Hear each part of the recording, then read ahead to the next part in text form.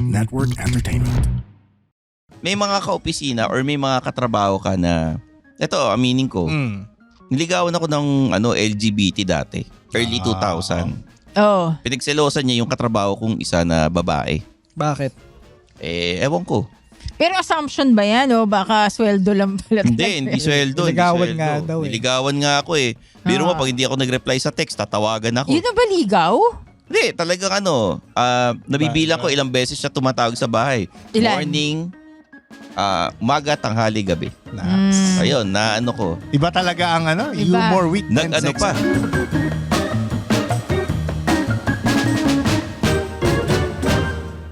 Mga Immortal, welcome to the Underpaid Podcast. I'm your host, Stanley Chi. Ito ang podcast na pro-employee para sa mga Immortal wherein we talk about work-related topics in a light manner na parang nagkukwentuhan lang tayo. In this episode, office confessions po tayo kasama ang Happy Hour Homies. Yun. At kasama ko ang aking co-host na si Zardalos Reyes, ang inyong career coach, Upwork expert. Si Jasper CRSP. Manalang, ang ating pod manager. Si Noisy Boy. Yun. At syempre, Jabroni Jeff Nunez, ang mayor ng TPN na pod producer na rin ngayon. Jack of all Jabroni. trades. Pero Jabroni pa rin. Day zero of being jabroni. Before we start the podcast, we'd like to request for you guys to please like and subscribe to the Underpaid Podcast. Leave a comment, rate the podcast, and give suggestions. Meron po kaming social media accounts para sa Underpaid Podcast. At kung gusto nyo makita yung video podcast na ito, go to the YouTube channel of the Pod Network Entertainment. Okay? Subscribe. Subscribe na kayo. Share it sa mga kaibigan ninyo, sa mga kaopisina, sa mga boss. If you subscribe sa Spotify, malit na bagay lang yan. Yes. Pero sa amin, napakalaking bagay po niyan. Yes. Lalo na kung finalo nyo kami sa Facebook, Twitter, Instagram, TikTok, YouTube. Meron po ako niyan. Si Zar, meron din po. May LinkedIn po siya. Yeah, LinkedIn, Zar de los Reyes 1. And then yung socials at My Other Office PH. Ako at Stanley Chi at yung aming malit na collaboration, Suplado Motors. Yeah. Ayos ha. Diba? Sa Galing TikTok, Facebook, Instagram. Parang Uy, at pusa. saka kung gusto nilang ma-interview sa Suplado Motors, Ayun Anong gagawin nila? message lang sa Suplado Motors Facebook page. So pupuntahan niyo sila. Meet na lang tayo halfway. Oo. Baka naman mamaya nasa Nasa Alabang. South, di Tapos ba? kayo, nasa QC kayo. Tapos sila nasa Alabang. Di meet Basta halfway. Saan ang halfway ng Sa QC, doon tayo sa Robinsons Magnolia magkita. Yoy! yun yung halfway. Ayun ang halfway Ayun ang ng QC halfway, at saka oo. Alabang. Oo. Mm, Di ba Ortigas? Magnolia. Hindi. Robinsons Magnolia. Oo. Sabi mo sa movie, sa Ortigas Oo, sa movie yun. Sa movie. Oo, pero pag magkikita tayo, Robinsons Magnolia. Doon tayo. Ganda ng McDo nila doon. So mga Immortal, Kaya kung pala kayo madalas ay kayo dun. kung kayo ay may mga problema sa inyong kaopisina, sa mga boss, mga problema sa office, huwag kayong mahiyang mag-message sa amin sa Underpaid Podcast o kaya sa fan page ko. Yun, no? Yun. Babasahin namin yan dito sa episodes at Yes. bibigyan namin kayo ng payo. Marami ba? Marami mga yan. Marami. Oh. Mm-mm. Okay, babasahin ko na po. Ito galing sa aking fan Yan. page. Very excited Habang na. binubuksan ni Stanley ang Okay. kanyang inbox, meron siyang event sa May 29, 29. Wednesday. Anong pangalan, Kuya Jefferson? Anong pangalan, Stanley? Can't buy me laps. Ang hirap, no? Ang hirap ng last word. Isipin mo lang yung Beatles pero tumatawa siya. Oo. Oo. Can't Buy Me Laughs. Laughs. It's a parody of the Can't Buy Me Love na Netflix show. So ikaw Ay, si... iba pala Ako yung reference ko. Siyempre, siya Ako si Bingo. Siyempre, di ba? Ako si John Lennon. Bingo. Alam mo naman, si Gusto mo ba Stanley maging kagaya ni nanonood- John Lennon? Ay, wag na po. Wag. Si Stanley nanonood na eh. ng Ito ay Can't galing Buy Me Love eh. Ayan, sa ayan. ating listener na si Tago mo Paul. Tago na sa pangalang Paul. Paul. Sunod si George. Hindi. Beatles. Cue in malungkot na music. Dear Underpaid Podcast, itago nyo na lang po ako sa pangalang Paul. Hindi. Paul lang. Paul Heyman. Oo. Nagtatrabaho po ako bilang isang empleyado sa isang multinational company malapit sa Ortigas. May office mate po ako na hindi ko matansya or hindi ko matimpla ang kanyang ugali. Minsan masaya siya, minsan galit. Pero madalas, pakiramdam ko, pinag-iinitan niya ako. Hindi ko alam kung bakit, kung ano ang problema niya. Pero isang araw, nalaman ko na lang na nasilip niya yung payroll ng opisina namin. Ay, Payroll na naman. parang kilala natin yan Sir Stanley, Mm. Ms. Zar, Sir Jeff, and Sir Jasper. And Zeke. And Kuya Zeke. Hindi ko naman po kasalanan kung mas malaki ang aking sinesweldo dahil ako ay manager sa opisina namin. At ang kaopisina ko na sinasabi ko ay kapwa manager ko rin. Magka-level kami pero nanggaling ako sa ibang kumpanya. Okay. Nung bagong lipat ako, hindi ko naman po kasalanan na mataas ang offer na binigay sa akin ng aking mga boss. Hindi ko na rin po kasalanan na nasilip ng kapwa manager ko ang aking sweldo. Oo, magaling ang kapwa manager ko, pero bakit parang ako ang pinag-iinitan niya? Bakit parang kasalanan ko pa? Kasalanan ko ba na mas malaki ang offer sa akin ng boss namin? Hindi po ba dapat sa mga boss namin siya magreklamo? Please, help me, Underpaid Podcast. Dahil pag hindi ako makapagpigil, baka may iba akong gawin na hindi maganda. At hindi po ako magre-resign dahil mahal ko po ang aking trabaho. Ano po mapapayo nyo sa akin? Nagmamahal. Paul. Heyman. Timo, sinundan ko tuloy yung no? Paul. Hindi Paul Bearer yun. Grabe. Lalim. Bakit naman kasi? Bakit sinilip? Bakit naman kasi inalaw nung accounting nila? Napakalat-kalat lang yung Siguro, yung payslip. Baka naman sadyang sinilip. hindi. Siguro may mga taong mabibilis yung mata. Hmm. 'Di ba?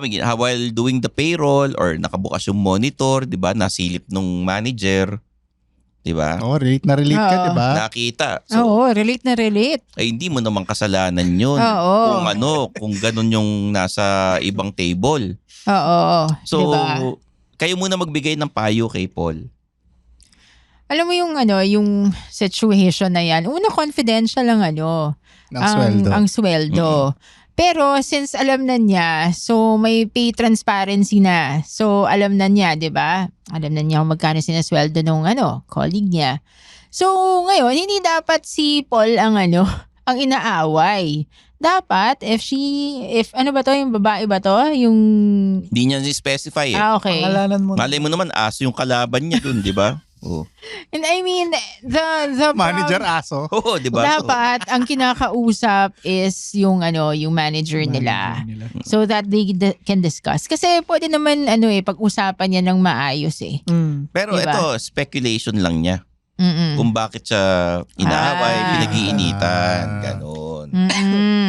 Ang duda niya, nagkakita ng sweldo. Duda Oo, lang. Yun ang niya. So it could be a lot of things. It could be baka may gusto sa kanya or baka rin bukod sa sweldo.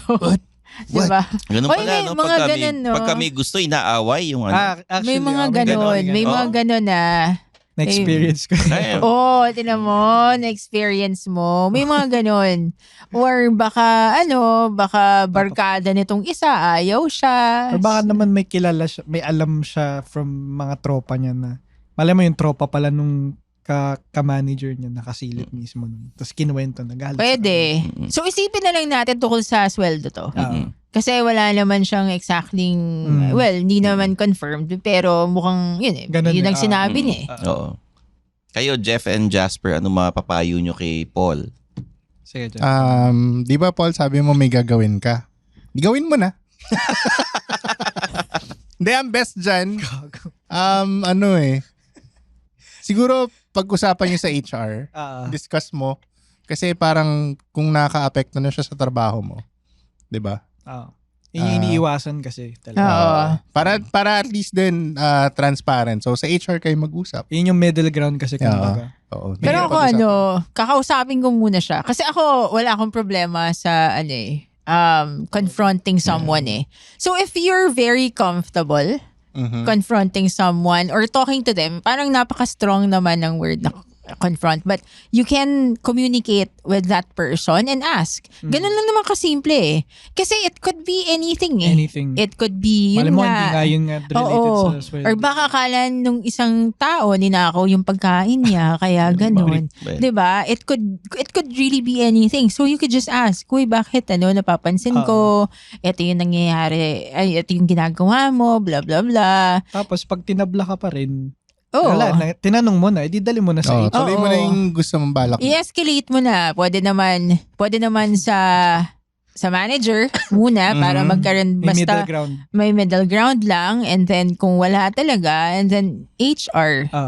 I think naman usually yung mga conversations na ganyan usually nare-resolve eh. If it's between two mature people. Totoo. 'Di ba? Paano kung kupal lang yung office mate? Ayun, yun na. Yun na. Pero at least nag-try ka, nag-attempt ka. Pero tama rin naman yung sinabi niyo. Yun, parang wala naman siyang technically kasalanan on that na alam natin base sa letter. Wala naman siyang ginawa di ba? Na yung speculation is nasilip. Oo. So technically, wala kang magagawa, nasilip niya, hindi mo naman kasalanan. Okay. Eto. Paul.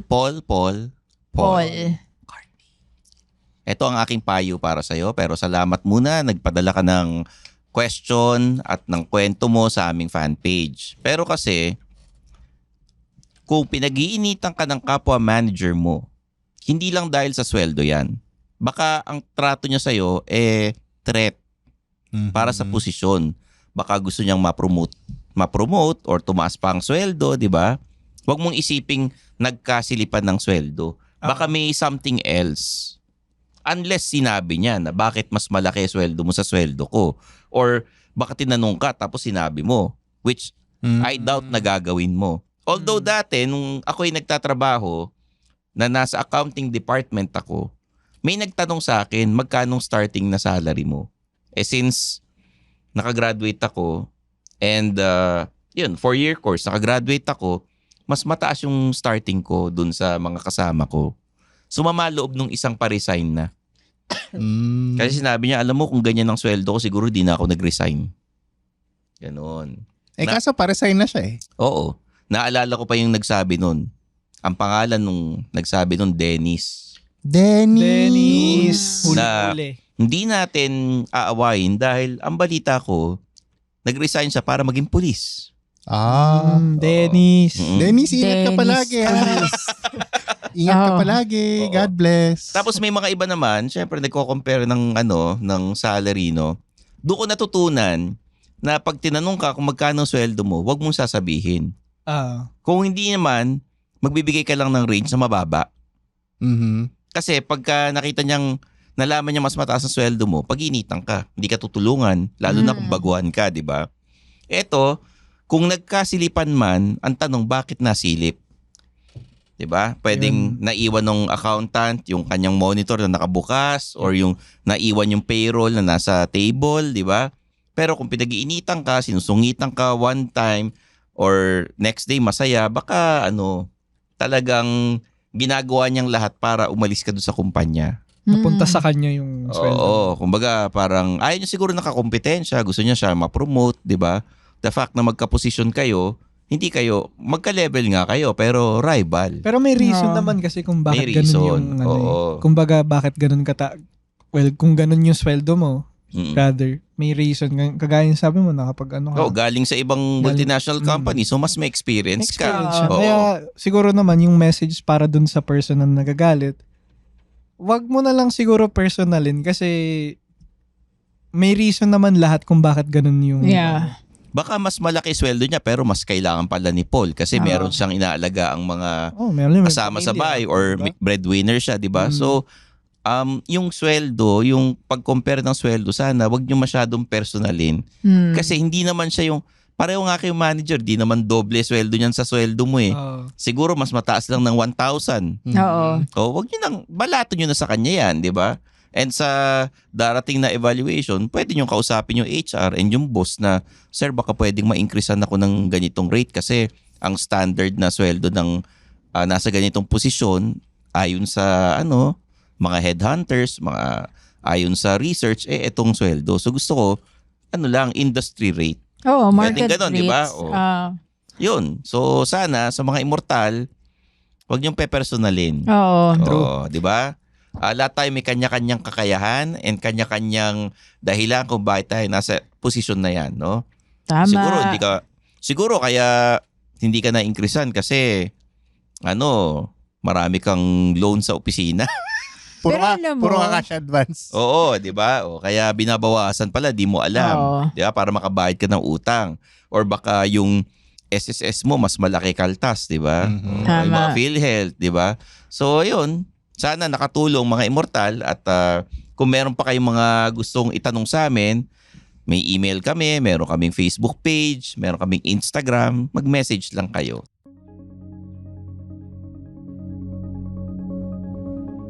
Hi, my name is RJ Ledesma. I wear many hats. I wish I had just as many heads. I'm a serial entrepreneur and I'm also an entrepreneur mentor.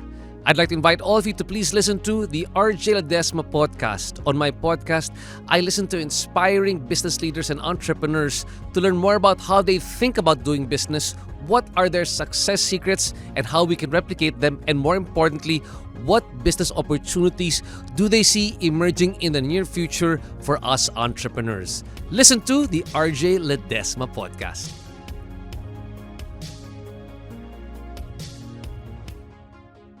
Alam mo ba, dati sa office namin, okay, meron ganyan, between me and someone else. So, akala ko, naiinis siya dahil na-promote ako. Yung pala, naiinis siya dahil yung crush niya may gusto sa akin. So, pwedeng ganun kababaw. Diba? Hindi naman pala. Benta, no? Bakit di ka crush ng crush mo? Mabenta, no? Hindi, pero it could be anything eh. No. Diba? Iba talaga yung ganun eh. Minsan, ikaw, nag-agawan ka ba sa opisina dati? not that I know of, di ba? Hindi ko na maalam eh. Sa totoo lang, yung mga biro ko naman minsan, jokes lang talaga yon. Okay. Di ba? Pero biglang bawi eh, no? Binibigyan. Ngayon, humihingi tayo ng example. jokes lang naman talaga yun. Ngayon, jokes na pala. Diba? Pero jokes are half meant. hindi. May mga kaopisina or may mga katrabaho ka na, eto, aminin ko, niligawan ako ng LGBT dati. Early 2000. Oh. Pinagselosan niya yung katrabaho kong isa na babae. Bakit? Ewan ko. Pero assumption ba yan, o? Baka sweldo lang pala. Hindi sweldo. Niligawan nga daw eh. Niligawan nga ako eh. Biro mo, pag hindi ako nag-reply sa text, tatawagan ako. Yun na ba ligaw? Hindi, talagang nabibilang ko ilang beses siya tumatawag sa bahay. Ilan? Morning, umaga, tanghali, gabi. Nice. Ayun, ko. Iba talaga ang humor, wit, and sex appeal. Nag-drunk Naughty boy next door. Nag-drunk call pa sa bahay. Ano sabi? Lasing siya. Sinisiraan yung pinagseselosan niya.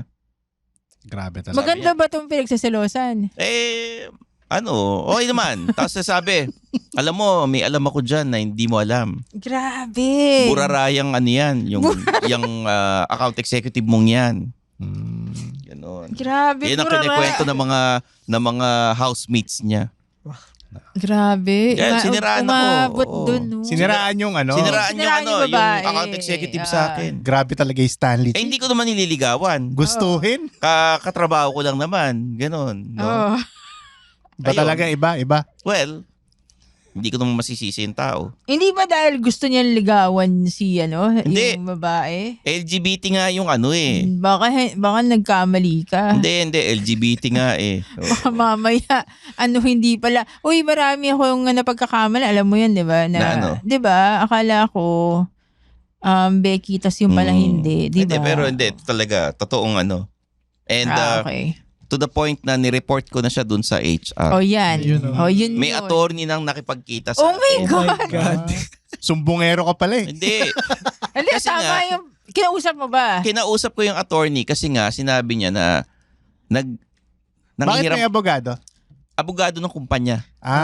So sa Sa, di ba, HR. internal na kasi daw lagi umabot doon. lagi naglo-loan itong Ikaw pala yung itong LGBT naglo-loan, ganyan. Tapos Grabe yung kapugian mo, kinailangan pa ng abogado. hindi, syempre. Hindi. Wala ko ng loan eh. Di-report ko kasi nga yung Boundaries mo. syempre parang pinag-initan ako. Hindi na ako binigyan ng Tignan trabaho. mo, ikaw. Hindi na ako pinasahan ng trabaho nung hindi ko pinapansin. Ganon. Magklase. Kinikwento ko dun sa Yan yung pinipersonal. Yan yung rason dapat hindi nagkakaroon ng relasyon sa office. Oo. Oo. O shout out. Magandang topic yun mamaya. So, Bukas. Bukas na recording. Oo. so yan yung sample lang yun. At dumating sa point na may attorney na ang kausap. Tignan At mo, nagtatanong, eto anong pala ginagawa sa'yo nung Anong ginagawa sa'yo ng Tao. etong employee na ito, ganyan. Mm. So, kinento ko. Grabe. Yun. So anong nangyari? Anong conclusion? Wala. Pero at least Wala. in-escalate mo. Pero At least gumawa ka ng nireport ko. paraan. Tama na. Yun. Recorded siya and everything. Pero that was a long time ago. Yun. Ibang klase. So, yan. Ito ba yung long hair ka pa? Medyo. Iba talaga? Ba talaga ito ba dating ni yung Daming Zoo? Iba. Ito yung 2004 Stanley Chi. Yung Y2K. naka F4 ako, yan. Oh Pero my yan, God. Talaga, iba. so, Y2K Stanley. sa mga immortal dyan na may mga ganyang problema, i-share nyo lang sa amin. Babasahin namin yung mga questions ninyo, yung mga kwento ninyo. Pero, syempre, umasa kayo, itatago namin ang inyong mga pangalan. Yes. Okay? Pero syempre, i-share nyo muna sa HR nyo rin yan. Oo. So, there you have it, guys. Sana nag-enjoy kayo at subscribe lang ng subscribe. I-share nyo sa mga kaibigan nyo itong podcast na ito. Pagkalat niyo yung kagapuhan ni Stanley. Oo, kita mo, bago ang aming cover art. Pansinin nyo naman. Oo, ayos. Ay, nako. Underpaid ang itsura ko dyan. So, ang Gamit tip, na gamit. Di ba? ang tip na lang dito, Stanley, wag niyong dapat hindi niyo maging crush si Stanley. Alam mo, kasi kung... Kasi baka maabogado kayo. Baka umabot kayo sa abogado. sa mga crush, okay lang naman yan. Hindi ko naman kayo masisisi. Iba talaga, iba. Iba talaga Diba? humor, wits, Sex and appeal. Oo. The Pero man, yan the meat, The goat. the goat. May 29, Wednesday, 8 p.m. sa Hobby Stadium. Can't Buy Me Laughs. Yun, no. Note kayo. Sa comedymanila.ph, pwede mag-order ng tickets. So there you have it for Jeff, Jasper, Czar. I'm your host, Stanley Chi, and this is The Underpaid Podcast.